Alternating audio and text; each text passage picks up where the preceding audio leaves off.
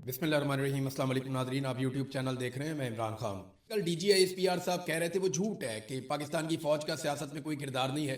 पाकिस्तान के सबसे मकबूल सियासी लीडर को इस वक्त जो नाकर्दा जराइम की सजा दी जा रही है वो पाकिस्तान के फौजी जर्नैल आसिम मुनीर साहब और उनके चंद साथी मिलकर दे रहे हैं। इसमें सियासतदान कभी भी इस लेवल तक नहीं जाते। सियासतदान मामला फहम होते हैं, वो जानते हैं कि जितना जुल्म हम करेंगे कल को हमें भी ऐसी जुल्म की चक्की में पिसना पड़ेगा। बहरहाल ये इमरान खान साहब का मामला है, मुलाकातें उनकी बंद की हुई हैं। बार बार उनके वकला अदालत को बताते हैं कि जनाब इस्लामाबाद हाई कोर्ट के एक लार्जर बेंच के फैसले के बावजूद लगभग 6-8 महीने हो गए हैं, इमरान खान साहब से कोई मुलाकात नहीं करवाई जा रही। बल्कि जो तौहीन अदालत की उन्होंने दरखास्त दायर की कि अदालती फैसले पर अहकामात पर अमल नहीं कर रहा सुप्रिंटेंडेंट ऑफ अडयाला जेल, इसके ऊपर भी समाप्त नहीं हो रही। तौहीन अदालत की दरखास्त भी नहीं सुनी जा रही। तो यहां तक तो सूरत पहुंची हुई है। तो निजाम किस तरीके से किसी को दीवार से लगाता है। देखिए रिजवी बरादरान की तरह है, आप उनसे इख्तलाफ कर सकते हैं, मुझे उनके तर्ज सियासत से बड़ा इख्तलाफ है। वो जिस तरीके से अपने मुखालफीन के साथ गालम गलोच करते हैं, मुझे उससे इख्तलाफ है। लेकिन इसके बावजूद उनके खिलाफ जो भी कार्रवाई होनी चाहिए वो कानून के मुताबिक होनी चाहिए। ये नहीं हो सकता कि आप एक मजमे के ऊपर गोली चलाएं और एक तरफा फायरिंग करके बहुत सारे लोगों को जाँ बहक कर दें, शहीद कर दें, और वहां से आप लाशें तक उठाकर ले जाएं और लाशें आप इस शर्त के ऊपर दें लोगों को कि आप नमाज जनाजा खामोशी से पढ़ेंगे और आप मुकदमा दर्ज नहीं करवाएंगे हुकूमत के ऊपर, और सारा मुद्दा आप दबा दें। और उसके बाद जो दो वहां पे भाई हैं, खादम रिजवी के दोनों बेटे साद रिजवी और अनस रिजवी, उन दोनों को गायब कर दिया जाए। लगभग 7 महीने हो गए हैं, कुछ मालूम नहीं है कि इनको आसमान खा गया या जमीन निकल गई, कोई पता नहीं चल रहा दोनों भाई कहां गए। और मैं आपको पहले दिन से एक बात बता रहा हूं कि ये इंटेलिजेंस एजेंसियों की जबरी हिरासत में है, इनको जबरी तौर पे गुमशुदा किया हुआ है। और ये एक और केस है पाकिस्तान में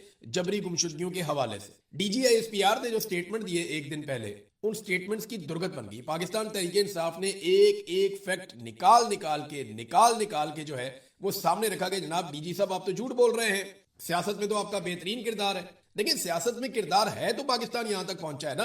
पाकिस्तान में आज तक सियासतदानों ने इतनी सियासत नहीं की जितनी सियासत पाकिस्तान में जर्नैलों ने की है। यानी ये सियासतदानों ने कहा कि जनरल बाजवा ने जितनी सियासत की उतनी सियासत तो हमने अपनी पूरी जिंदगी में नहीं की जितनी हमने जनरल बाजवा को 1-2 साल में करते हुए देख ली। और आसिम मुनीर साहब भी उसी नक्शे कदम पे चल रहे हैं, वो भी सियासत कर रहे हैं। तो DGISPR का जो बयान है वो गलत बयान नहीं है, वो झूठ बोल रहे हैं कि पाकिस्तान की फौज का या जर्नैलों का सियासत से कोई ताल्लुक नहीं है।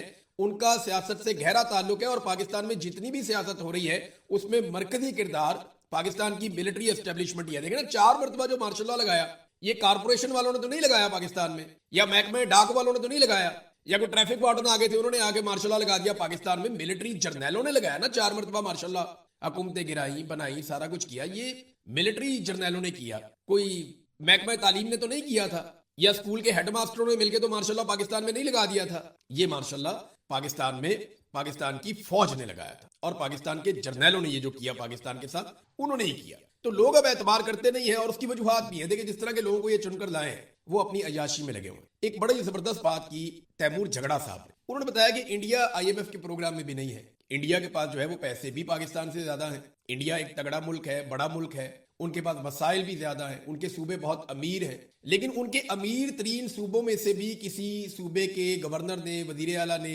या किसी उनके हाकिम ने गल्फ स्ट्रीम जैसा अयाशी वाला महंगा जहाज नहीं लिया। जबकि पाकिस्तान IMF प्रोग्राम में भी है, फिर भी मरियम नवाज ने गल्फ स्ट्रीम का महंगा तरीन जहाज जो अयाशी वाला जहाज है वो खरीदा अपने लिए, अपनी सहूलत के लिए, अपनी फैमिली की सहूलत के लिए उन्होंने ये जहाज लिया। तो देखें ना इंडिया की इकोनॉमी कहां से कहां पहुंच गई। वो फैसला करते हैं तो उनको ये पता होता है कि पब्लिक का इंपैक्ट आएगा। पाकिस्तान की इकोनॉमी कहां से कहां गिर गई और पाकिस्तान के हालात कहां से कहां पहुंच गए, क्योंकि हुक्मरानों को पता है कि अवाम से वोट लेकर तो हमने आना नहीं है। जब दिल करेगा जूते पॉलिश करेंगे, इक्तदार में आ जाएंगे। झूठे वादे कर करके इन्होंने लोगों को बेवकूफ बनाया।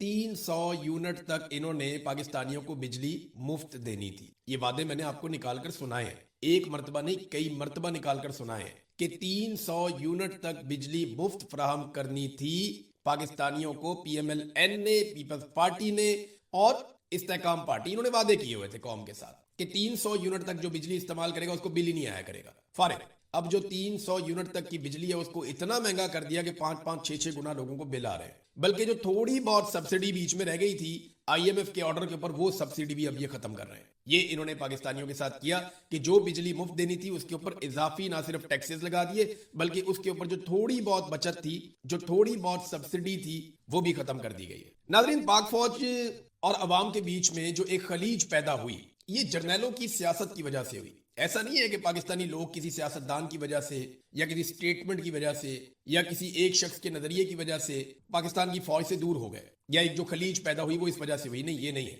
वजह यह है कि जर्नैलों ने ऐसी घटिया सियासत की पाकिस्तान में जिसकी वजह से अवाम फौज जैसे इदारे से दूर हो गई। हालांकि ये कुर्बानी भी देते हैं, जाने कुर्बान करते हैं, सरहदों की हिफाजत भी करते हैं, लेकिन इसके बावजूद लोग इनसे दूर हो गए और वो चीजें खुल गई जो माजी में कभी नहीं खुली थी कि इनके बेशुमार कारोबार हैं, बहुत सारी और चीजें हैं, अपने मफादात हैं, ये चीजें कभी नहीं खुली थी। मिसाल के तौर पे ये वजीराबाद में ये अहमद बुबक साहब ने एक वीडियो शेयर की है। ये वीडियो देखें आप, इसमें सारी कहानी है। वजीराबाद के अंदर मार्का हक के बाद जो है वो एक अजीमुशान रैली निकाली गई और इसमें पाक फौज के साथ इजहार यकजहती किया गया। इसमें लिखा हुआ है, मार्का हक ने 1 साल मुकम्मल होने पर पाक फौज के साथ इजहार यकजहती। एक तरफ मरियम नवाज का फोटो है, एक तरफ फील्ड मार्शल आसिम मुनीर का फोटो है। तो 5 बंदे यहाँ पे सिविलियन हैं और 5-6 बंदे जो हैं वो यहाँ पे टोटल 10 के करीब बंदे हैं। बाकी जो है वो सुथरा पंजाब के वर्कर्स हैं। तो थोड़े से सुथरा पंजाब के वर्कर्स हैं और थोड़े से सिविलियन हैं। ये 10 लोग रैली निकाल रहे हैं पाक फौज से इजहार यकजहती के लिए, उस मुल्क में जहां पे 25 करोड़ लोग रहते हैं। देखिए, ये फौज के साथ क्या हुआ? क्या फौजियों ने कुर्बानी देना बंद कर दी? क्या फौजियों ने अपनी ट्रेनिंग बंद कर दी? क्या इंडिया हमला करेगा तो फौज नहीं लड़ेगी? क्या कोई और हमला करेगा तो फौज जवाब? सारा कुछ तो वैसे ही है। असल में जर्नैलों ने जो कुछ पाकिस्तान की अवाम के साथ कर दिया, उसकी वजह से जर्नैल जिस इदारे से ताल्लुक रखते थे उस इदारे से अवाम मुतनफर हो गई और दूर हो गई। ये पाकिस्तान की फौज को सोचना पड़ेगा कि फायदा ले जाते हैं चंद जर्नैल, वो अपने घर भर लेते हैं, वो अपने फायदे ले लेते हैं, वो अपने मफादात कमा लेते हैं, वो एक्सटेंशनें ले लेते हैं, वो इस्तिस्ना ले लेते हैं, उनकी मौजें लग जाती हैं, वो पूरी दुनिया में ताल्लुकात बना लेते हैं, उन्हें गिफ्ट भी मिलते हैं। लेकिन बतौर इदारा फौज को क्या मिलता है? ये तो फौज को सोचना पड़ेगा कि जब तक वो सियासत में मुदाखलत करते रहेंगे वो गैर मकबूल होते रहेंगे, अवाम उनसे दूर होती चली जाएगी, जैसा कि ये आप देख रहे हैं। एक और मिसाल आपको मैं देता हूं। ये ISPR ने नगमा जारी किया इसे 6 दिन पहले। मुझे अच्छी तरह याद है, ISPR का नगमा आता था ना तो 24 घंटे के अंदर 2-3 मिलियन लोग उसको देख लेते, यानी 50-60-70 लाख लोगों का देखना मसला ही कोई नहीं होता था। अब ये 6 दिन से नगमा लगा हुआ है ISPR का सोशल मीडिया पे और ये को 50,000 लोगों ने देखा है। 6 दिन हो गए इस नगमे को लगे हुए ISPR के अपने ऑफिशियल चैनल के ऊपर। आप अंदाजा करें कि इसके जो ऑफिशियल चैनल है 6.5 मिलियन इसके सब्सक्राइबर्स हैं, 6.5 मिलियन, और 1 लाख लोगों ने भी इस नगमे को नहीं सुना, इसको नहीं देखा। हालांकि इनको तो फायरवॉल भी नहीं लगता, हमें तो चलो पाकिस्तान में फायरवॉल लग जाता है। मोबाइल फोन कंपनियों को इन्होंने कहा हुआ है कि रोको इनकी वीडियोस को, मुख्तलिफ तरीके इन्होंने बनाए हुए हैं, हमारी वीडियोस को रोकते हैं, रिस्ट्रिक्शन लगाते हैं, कोई बात नहीं। लेकिन ISPR की वीडियोस को तो कोई नहीं रोकता ना। तो 50,000 तक ये सोचना पड़ेगा पाकिस्तान की फौज को कि लोगों को पाकिस्तान की फौज से दूर करने के लिए जिम्मेदार कौन है? पाकिस्तानी तो इसके लिए जिम्मेदार नहीं है, पाकिस्तानी तो सीधे सीधे लोग हैं। ये वो जर्नैल जिम्मेदार हैं जिन्होंने इदारे को इस्तेमाल किया है। बहरहाल सोचेंगे जितनी जल्दी उतना अच्छा है। डोनाल्ड ट्रंप ने एक मरतबा फिर बड़ी खौफनाक धमकी लगाई। डोनाल्ड ट्रंप ने कहा जी कि अगर ईरान ने डील ना की और जंगबंदी खत्म हुई तो ईरान में से एक बहुत बड़ा शोला निकलता हुआ देखेंगे आप। अब इतना बड़ा शोला तो एटम बम का ही निकलता है। डोनाल्ड ट्रंप हर दूसरे तीसरे दिन ऐसी धमकी लगा देता है जिससे पूरी दुनिया डर जाती है कि पता नहीं डोनाल्ड ट्रंप दुनिया के साथ क्या करने वाला है। वो कैमला हैरिस है जो डोनाल्ड ट्रंप के मुकाबले में इलेक्शन लड़ी थी सदारती, उन्होंने अब निकलकर स्टेटमेंट दिए डोनाल्ड ट्रंप के खिलाफ। उन्होंने कहा जी कि इस जंग का सबसे बड़ा बेनिफिशियरी कौन है? वो रशिया है। इस मसले की वजह से जो ट्रंप ने किया है और इसने रूस के ऊपर से पाबंदियां उठा दी, अब रशिया पैसे कमा रहा है। आपको मालूम है इसका मतलब क्या है? रूस ये पैसे किसी सूरत नहीं कमा सकता था अगर डोनाल्ड ट्रंप ये सब ना करता। तो मैं ट्रंप को बेवकूफ कहकर उसे फायदा नहीं देना चाहूंगी। वो खतरनाक है और बहुत खतरनाक है। अमेरिकी सिक्योरिटी और खुशहाली दांव पर लगी हुई है और वो उसका इन्हिसार इस बात पे है कि डोनाल्ड ट्रंप क्या करता है और डोनाल्ड ट्रंप क्या नहीं करता, इसके ऊपर उस बात का इन्हिसार है। डोनाल्ड ट्रंप ने दूसरी जंग अजीम के बाद किसी भी पार्टी से ताल्लुक हो, किसी भी अमेरिकी सदर का, चाहे वो डेमोक्रेट है चाहे वो रिपब्लिकन है, अमेरिका का वो पहला सदर है दूसरी जंग अजीम के बाद जिन्होंने अपने इत्तेहादियों के साथ अमेरिकी ताल्लुकात की अहमियत का मजाक उड़ाया, यानी अमेरिकन के ताल्लुकात खराब कर दिए इत्तेहादियों के साथ। उन्होंने कहा हम सफारतकारी से बहुत कुछ हासिल कर सकते थे, ग्रीनलैंड भी हासिल कर सकते थे, मगर जो डोनाल्ड ट्रंप ने किया वो खतरनाक है। ये पहला सदर है जिसने हमारे इत्तेहादियों से ताल्लुकात बिगाड़ दिए हैं, उनकी तौहीन की है, उन पर उंगलियां उठाई हैं, उनके साथ बदतमीजी की है और उनके नाम बिगाड़े हैं। ये डोनाल्ड ट्रंप ने किया है। फिर उन्होंने कहा जी अमेरिका अब पहले से ज्यादा नाकाबिले भरोसा हो चुका है, ہم اپنے دوستوں کے لیے غیر معتبر ہو چکے ہیں، بطور دوست ناقابل اعتبار ہو گئے ہیں، اور اسی بنا پر ہم اپنا اثر رسوخ بھی کھو چکے ہیں۔ ایک بات ایران نے کی ہے، ایران کے وزیر خارجہ عباس اراغچی، ڈونلڈ ٹرمپ پہ تو چلو دباؤ بڑھ رہا ہے امریکہ کے اندر، لگاتار بڑھ رہا ہے، بڑھتا چلا جائے گا، لیکن عباس اراغچی نے ایک سٹیٹمنٹ دیا ہے جس سے امریکہ کے اندر گھنٹیاں بجی ہیں۔ ایک تو انہوں نے کہا کہ جب بھی معاملات سفارتی طریقے سے حل کرنے کی جانب بڑھ رہے ہوتے ہیں تو امریکہ خطرناک فوجی مہم جوئی کا انتخاب کرتا ہے۔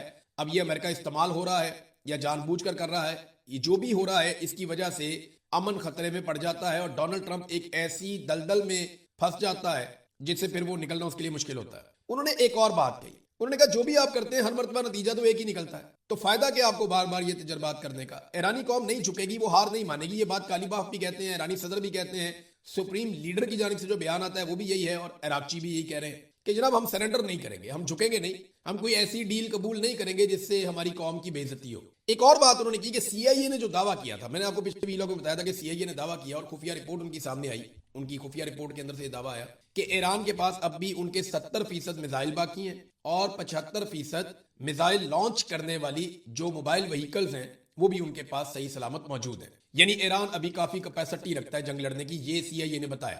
یہ امریکہ کے لیے ایک بہت بڑا جھٹکا تھا، لیکن عباس اراغچی نے کہا کہ یہ رپورٹ جھوٹی ہے۔ اصل رپورٹ یہ ہے کہ ہمارے پاس اب 100% نہیں 120% ہتھیار ہے، کیونکہ ایران کے جتنے ہتھیار استعمال ہوئے ہیں اس سے زیادہ ہتھیار ایران نے مزید بنا لیے ہیں۔ اب یہ ایک بڑا خوفناک دعویٰ ہے، کیونکہ یہ سب کہتے رہے ہیں جنگ کے دوران بھی کہ ایران روزانہ کی بنیاد کے اوپر بڑی تعداد میں ڈرونز تیار کرتا ہے، اور ان ڈرونز کا امریکہ کے پاس اور اس کے اتحادیوں کے پاس کوئی حل نہیں ہے، وہ انہیں روک نہیں پاتے۔ تو ایک تو دوبارہ یہ دعویٰ کیا ایران نے کہ ہم نے پہلے سے زیادہ ہتھیار تیار کر لیے، ہم نے میزائل بھی تیار کیے ہیں، ڈرون بھی تیار کیے ہیں۔ تو اب جو پہلے جنگ شروع ہوئی تھی 28 فروری کو، اس وقت جو ہمارا ذخیرہ تھا میزائلوں کا اور ڈرونز کا، اب اس سے 20% زیادہ ہے۔ یہ عباس اراغچی نے اسٹیٹمنٹ دیا۔ دیکھیں جنگ کے میدان میں نا جب ماحول بنا ہوا ہوتا ہے جنگ کا تو ایسا ہی ہوتا ہے، لوگ بڑھا چڑھا کر بات کرتے ہیں اور ایگزیجریشن کرتے ہیں، پروپیگنڈا وار بھی چلتی ہے۔ اگر سی آئی اے 70% کہہ رہا ہے اور ایران کہہ رہا ہے کہ 120% ہے، تو اس کا مطلب یہ ہے کہ ایران کے پاس ہتھیار بہت ٹھیک ٹھاک موجود ہیں،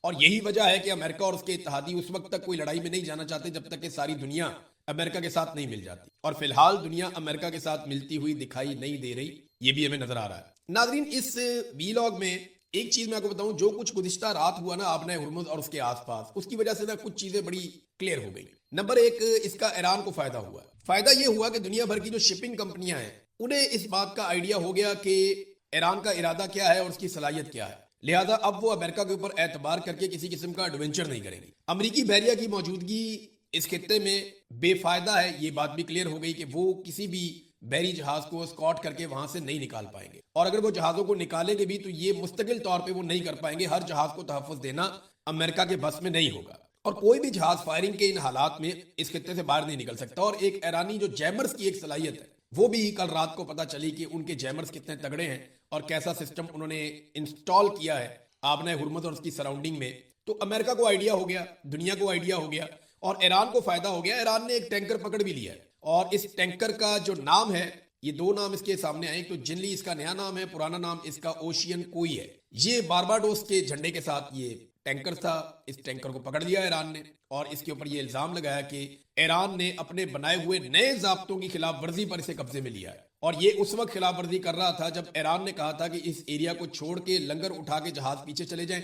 یہ ٹینکر وہاں سے نہیں گیا تو ایران نے اس کو پکڑ کے اپنے قبضے میں لے لیا، تو یہاں سے ایران نے اپنی بالادستی بھی اس ریجن میں ثابت کی ہے۔ ایرانی 3 ٹینکرز بھی ابھی رپورٹ ہوئے ہیں کہ وہ خالی ٹینکرز ایرانی ٹینکرز تھے، اور وہ امریکی ناکہ بندی کو توڑتے ہوئے اور ان کو چکمہ دے کر بڑے آرام سے واپس آبنہ ہرمز کی طرف پہنچ گئے ہیں، اور وہ دوبارہ سے اب ری فلنگ کریں گے۔ تو امریکہ پہ اس کے اتحادیوں کی جانب سے پریشر تو بڑھ رہا ہے، اور جب ڈونلڈ ٹرمپ پہ پریشر بڑھتا ہے اور جب اس کو دی ہوئی کوئی بھی بریفنگ فارغ ہو جاتی ہے کہ ہم یہ کریں گے تو یہ ہو جائے گا، جب وہ کر کے دیکھتے ہیں تو ایرانی رسپونڈ کرتے ہیں، تو پھر ڈونلڈ ٹرمپ ہر مرتبہ ایک ہی سٹیٹمنٹ دیتا ہے۔ جب ٹرمپ کی توقع کے خلاف کچھ بھی ہوتا ہے تو ڈونلڈ ٹرمپ ایک ہی بات کرتا ہے کہ یہ ایرانی بالکل پاگل ہے، ہماری ان لوگوں سے لڑائی ہے جن کو بالکل سمجھ نہیں۔ یہ ہمیشہ ڈونلڈ ٹرمپ کہتا ہے، اور اس موقع پر کہتا ہے جب اسے ایک نیا سرپرائز ملتا ہے۔ اب تک کے لیے اتنے، اپنا خیال رکھیے گا، اپنے چینل کا بھی۔ اللہ حافظ۔